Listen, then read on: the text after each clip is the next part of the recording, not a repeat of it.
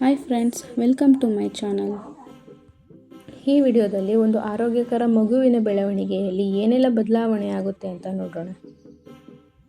ಯಾವ ತಿಂಗಳಲ್ಲಿ ಮಗುವಿನ ತೂಕ ಎಷ್ಟಿರಬೇಕು, ಯಾವ ಟೈಮ್ನಲ್ಲಿ ಫೀಡ್ ಮಾಡಿದ್ರೆ ಮಗು ತುಂಬ ಚೆನ್ನಾಗಿ ಹಾಲು ಕುಡಿಯುತ್ತೆ, ಮತ್ತು ಎಷ್ಟು ಸಲ ಫೀಡ್ ಮಾಡಬೇಕು, ಯಾವಾಗ ಬರ್ಪಿಂಗ್ ಮಾಡಿಸ್ಬೇಕು, ದಿನಕ್ಕೆ ಮಗು ಎಷ್ಟು ಅವರ್ ನಿದ್ದೆ ಮಾಡುತ್ತೆ, ಮಗುವಿನ ಚರ್ಮ ಮತ್ತು ಬಣ್ಣ ಹೇಗೆ ಬದಲಾಗುತ್ತೆ, ಮಗು ದಿನಕ್ಕೆ ಎಷ್ಟು ಸಲ ಮೋಷನ್ ಮತ್ತು ಯೂರಿನ್ನ ಪಾಸ್ ಮಾಡಬೇಕು, ಈ ಮಗುವಿನ ಜೀರ್ಣಕ್ರಿಯೆ ಹೇಗೆ ಡೆವಲಪ್ಮೆಂಟ್ ಆಗುತ್ತೆ, ಮತ್ತು ಕಣ್ಣಿನ ದೃಷ್ಟಿ ಮಗುವಿಗೆ ಹೇಗೆ ಡೆವಲಪ್ ಆಗುತ್ತೆ, ಈ ಎಲ್ಲ ವಿಷಯಗಳ ಬಗ್ಗೆ ಇವತ್ತಿನ ವಿಡಿಯೋದಲ್ಲಿ ಸಂಪೂರ್ಣವಾಗಿ ತಿಳ್ಕೊಳ್ಳೋಣ.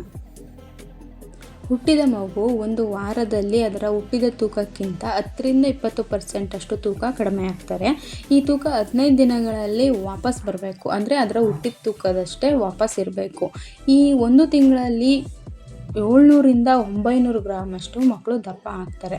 ಗಂಡು ಮಕ್ಕಳಾದರೆ 3 kg 900 ಗ್ರಾಮಿಂದ 4 kg 500 ಗ್ರಾಮ್ವರೆಗೂ ಇರಬೇಕು. ಹೆಣ್ಮಗು ಆದರೆ 3 kg 600 ಗ್ರಾಮಿಂದ 4 kg 200 ಗ್ರಾಮ್ ಅಷ್ಟು ತೂಕ ಇರಬೇಕು. ಮಕ್ಕಳು ತೂಕ ಜಾಸ್ತಿ ಆಗಬೇಕು ಅಂತಂದರೆ ನೀವು ಚೆನ್ನಾಗಿ ಮಕ್ಕಳಿಗೆ ಹಾಲು ಕುಡಿಸ್ತಾ ಹೋಗಬೇಕು. ಈ ತೂಕದಲ್ಲಿ 10% ಅಷ್ಟು ಜಾಸ್ತಿ ಅಥವಾ ಕಡಿಮೆ ಆದರೂ ಏನು ತೊಂದರೆ ಇಲ್ಲ. ಮಗುನ ಆರೋಗ್ಯವಾಗಿ ನೋಡ್ಕೊಳ್ಳಿ.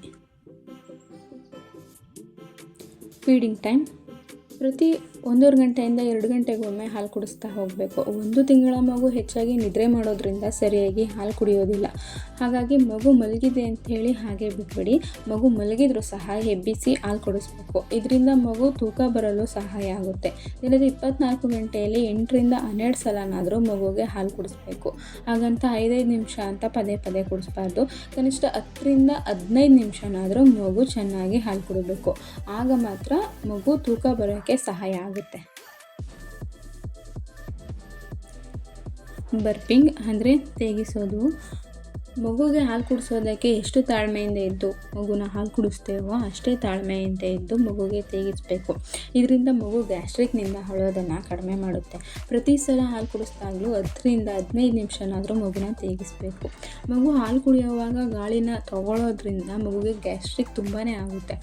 ಈ ಬರ್ಪಿಂಗ್ ಮಾಡಿಸೋದ್ರಿಂದ ಗ್ಯಾಸ್ಟ್ರಿಕ್ ಸ್ವಲ್ಪ ಕಡಿಮೆ ಆಗಿ ಮಗು ಆರಾಮವಾಗಿ ಇರೋದಕ್ಕೆ ಹೆಲ್ಪ್ ಮಾಡುತ್ತೆ. ಸ್ಲೀಪಿಂಗ್ ಟೈಮ್ 1 ತಿಂಗಳ ಮಗು ದಿನದ 24 ಗಂಟೆಯಲ್ಲಿ ಕನಿಷ್ಠ 18 ಗಂಟೆ ಆದರೂ ನಿದ್ದೆ ಮಾಡ್ತವೆ. ನಿದ್ದೆ ಮಾಡೋದ್ರಿಂದ ಮಗುವಿನ ಬೆಳವಣಿಗೆಯಲ್ಲಿ ತುಂಬ ಸಹಾಯ ಮಾಡುತ್ತೆ. ತುಂಬಾ ಆರೋಗ್ಯವಾಗಿರ್ತಾರೆ ಕೂಡ. ನಿದ್ದೆ ಮಾಡ್ತಿದೆ ಮಗು ಅಂಥೇಳಿ ಹಾಗೆ ಬಿಡಬೇಡಿ. ಪ್ರತಿ 1.5 ಗಂಟೆಯಿಂದ 2 ಗಂಟೆಗೊಮ್ಮೆ ಹಾಲು ಕುಡಿಸ್ತಾ ಹೋಗಬೇಕು. ಮಗು ಈ 1 ತಿಂಗಳಲ್ಲಿ ತುಂಬಾ ಚೆನ್ನಾಗಿ ನಿದ್ದೆ ಮಾಡುತ್ತೆ. ಕೆಲವು ಕಾರಣಗಳಿಗಾಗಿ ನಿದ್ದೆಯಿಂದ ಎದ್ದು ಅಳ್ತವೆ. ಅದೇನಿರ್ಬೋದು ಅಂದರೆ ಹೊಟ್ಟೆ ನೋವು ಇರ್ಬೋದು, ಅಥವಾ ತಲೆನೋವು ಇರ್ಬೋದು, ಅಥವಾ ಯೂರಿನ್ ಪಾಸ್ ಮಾಡಲಿಕ್ಕೆ, ಅಥವಾ ಮೋಷನ್ ಪಾಸ್ ಮಾಡಲಿಕ್ಕೆ, ಈ ಥರ ಕಾರಣಗಳಿಗಾಗಿ ಮಗು ಎದ್ದು ಅಳುತ್ತೆ. ಅದು ಬಿಟ್ಟರೆ ಮಗು ಈ ತಿಂಗಳಲ್ಲಿ ತುಂಬಾ ಚೆನ್ನಾಗಿ ನಿದ್ದೆ ಮಾಡ್ತವೆ. ನಿದ್ರೆ ಮಾಡೋದರಿಂದ ಮಗುವಿನ ಆರೋಗ್ಯದಲ್ಲಿ ತುಂಬಾ ಒಳ್ಳೆ ಬೆಳವಣಿಗೆಯನ್ನು ನೋಡ್ಬೋದು. Sensitive skin. ಹುಟ್ಟಿದ ಮಗುವಿನಿಂದ 1 ತಿಂಗಳವರೆಗೆ ಮಗುವಿನ ಚರ್ಮ ತುಂಬಾ ಸಾಫ್ಟ್ ಮತ್ತು ಸ್ಮೂತ್ ಆಗಿರುತ್ತೆ. ಗರ್ಭಕೋಶದ ಒಳಗಡೆ ಆಮ್ನಿಯೋಟಿಕ್ ಫ್ಲೂಯಿಡ್ ಒಳಗಡೆ ಮಗು ಇರೋದ್ರಿಂದ ಅದರ ದೇಹದ ಮೇಲೆ ಬಿಳಿ ಪದರದ ರೀತಿ ಒಂದು ಚರ್ಮ ಫಾರ್ಮ್ ಆಗಿರುತ್ತೆ. ಇದು ಹೊರಗಡೆ ಬಂದ ಮೇಲೆ ಇಲ್ಲಿನ ವಾತಾವರಣಕ್ಕೆ ಹೊಂದ್ಕೊಳ್ಳೋದಕ್ಕೆ ಆ ಪದರ 1 ತಿಂಗಳ ಒಳಗಡೆ ಹೋಗುತ್ತೆ. ಇದರಿಂದ ಚರ್ಮ ಗಟ್ಟಿ ಆಗೋದಕ್ಕೆ ಹೆಲ್ಪ್ ಮಾಡುತ್ತೆ. ಮಗುವಿನ ಚರ್ಮ ತುಂಬಾ ಸಾಫ್ಟ್ ಮತ್ತು ಸ್ಮೂತ್ ಆಗಿರೋದ್ರಿಂದ ಸ್ನಾನ ಮಾಡಿಸೋವಾಗ ಜಾಸ್ತಿ ಉಜ್ಜಿ ತೊಳೆಯೋದಕ್ಕೆ ಹೋಗಬೇಡಿ. ಇದರಿಂದ ಮುಖ ತುಂಬಾ ರೆಡ್ಡಿಶ್ ಆಗಿ ಅಥವಾ ತುಂಬ ಸಣ್ಣ ಸಣ್ಣ ಗುಳ್ಳೆ ಬರೋದಕ್ಕೆ ಸ್ಟಾರ್ಟ್ ಆಗುತ್ತೆ. ಚರ್ಮ ತುಂಬಾ ಸಾಫ್ಟ್ ಆಗಿರೋದ್ರಿಂದ ತುಂಬಾ ಸಾಫ್ಟಾಗಿ ಹ್ಯಾಂಡಲ್ ಮಾಡೋದಕ್ಕೆ ಟ್ರೈ ಮಾಡಿ. ಮಗು ತುಂಬಾ ಚೆನ್ನಾಗಿ ಇರುತ್ತೆ. Urine and motion. ಮಗು ದಿನದ 24 ಗಂಟೆಯಲ್ಲಿ ಕನಿಷ್ಠ 6-8 ಸಲ ಆದರೂ ಯೂರಿನ್ ಪಾಸ್ ಮಾಡಬೇಕು. ಇದಕ್ಕಿಂತ ಜಾಸ್ತಿ ಆದರೂ ಪರವಾಗಿಲ್ಲ, ಏನು ಗಾಬರಿ ಆಗಬೇಡಿ. ಕಡಿಮೆ ಆದರೆ ಮಾತ್ರ ಸ್ವಲ್ಪ ಡಿಹೈಡ್ರೇಷನ್ ಆಗುವಂಥ ಚಾನ್ಸಸ್ ಇರುತ್ತೆ. ಆವಾಗ ನೋಡಿಕೊಂಡು ಸ್ವಲ್ಪ ಹಾಲನ್ನ ಜಾಸ್ತಿ ಕುಡಿಸ್ಬೇಕಾಗುತ್ತೆ. 3-4 ಸಲ ಮೋಷನ್ ಪಾಸ್ ಮಾಡಿದ್ರೂ ಪರವಾಗಿಲ್ಲ, ಏನು ಗಾಬರಿ ಆಗಬೇಡಿ. ಇದಕ್ಕಿಂತ ಜಾಸ್ತಿ ಆದರೂ ಏನೂ ತೊಂದರೆ ಇಲ್ಲ. ಬೇದಿಯಾಗಿದೆ ಅಂತೇಳಿ ಟ್ಯಾಬ್ಲೆಟ್ ಕೊಡಿಸೋದು ಅಥವಾ ಟಾನಿಕ್ ಕೊಡಿಸೋದು ಈ ಥರ ಎಲ್ಲ ಮಾಡೋದಕ್ಕೆ ಹೋಗಬೇಡಿ. ಮೋಷನ್ ಅವರು ಹೋಗ್ತಾ ಇರೋದು ಎಲ್ಲೋ ಕಲರ್ ಇದೆಯಾ ಇಲ್ವಾ ಅಂತ ಸ್ವಲ್ಪ ಚೆಕ್ ಮಾಡ್ಕೊಳ್ಳಿ. ಇದರಿಂದ ಏನೂ ಪ್ರಾಬ್ಲಮ್ ಆಗೋದಿಲ್ಲ. ಮಗು ಪದೇ ಪದೇ ವಾಶ್ರೂಮ್ಗೆ ಹೋಗೋದು ಅಥವಾ ಯೂರಿನ್ ಪಾಸ್ ಮಾಡೋದು ಈ ಥರ ಮಾಡ್ತಾ ಇರೋದ್ರಿಂದ ಮಗುವಿನ ಡೈಜೆಸ್ಟಿವ್ ಸಿಸ್ಟಮ್ ತುಂಬಾ ಚೆನ್ನಾಗಿ ಬೆಳವಣಿಗೆ ಆಗ್ತಿದೆ ಅಂತ ಇದರಿಂದ ತುಂಬ ಚೆನ್ನಾಗಿ ತಿಳ್ಕೊಬೋದು. ಡೈಜೆಸ್ಟಿವ್ ಸಿಸ್ಟಮ್ ಜೀರ್ಣಕ್ರಿಯೆ. ಮಗುವಿನ ಡೈಜೆಸ್ಟಿವ್ ಸಿಸ್ಟಮ್ ನಿಧಾನಕ್ಕೆ ಬೆಳವಣಿಗೆ ಆಗ್ತಾ ಇರುತ್ತೆ. ಇದರಿಂದನೇ ಡಾಕ್ಟರ್ ಸಜೆಸ್ಟ್ ಮಾಡ್ತಾರೆ 1 ರಿಂದ 6 ತಿಂಗಳವರೆಗೂ ಫಾರ್ಮುಲಾ ಫೀಡ್ ಅಥವಾ ಬ್ರೆಸ್ಟ್ ಫೀಡ್ನ ಬಿಟ್ಟರೆ ಮಗುವಿಗೆ ಬೇರೆ ಏನು ತಿನ್ನಿಸ್ಬಾರ್ದು ಅಂತ ಹೇಳ್ತಾರೆ.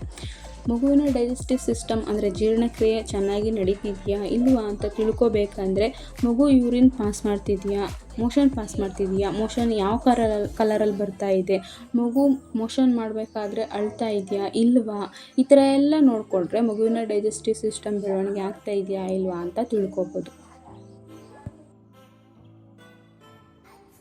ಐಸೈಟ್ ಕಣ್ಣಿನ ದೃಷ್ಟಿ. ಹುಟ್ಟಿನಿಂದ 2 ತಿಂಗಳು ತನಕ ಮಗುವಿನ ಕಣ್ಣು ಈ ಚಿತ್ರದಲ್ಲಿ ಇರುವಂತೆ ಕಾಣುತ್ತೆ. ಮಗುವಿಗೆ ಕಣ್ಣಿನ ದೃಷ್ಟಿ ಸರಿಯಾಗಿ ಬೆಳವಣಿಗೆ ಆಗಿರೋದಿಲ್ಲ. ಇನ್ನೂ ದೃಷ್ಟಿ ಇಟ್ಟು ನೋಡೋದಕ್ಕೆ ಬರೋದಿಲ್ಲ.